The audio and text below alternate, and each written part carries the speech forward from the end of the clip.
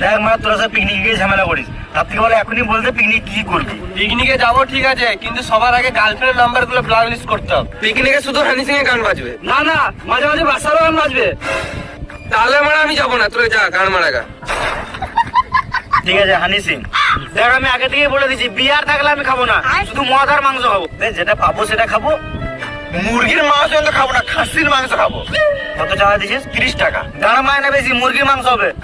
খাবো বস, তোর জন্য একটা ডিম বেঁচে দেবো। আমি কিন্তু পেট ভরে ভাত খাবো।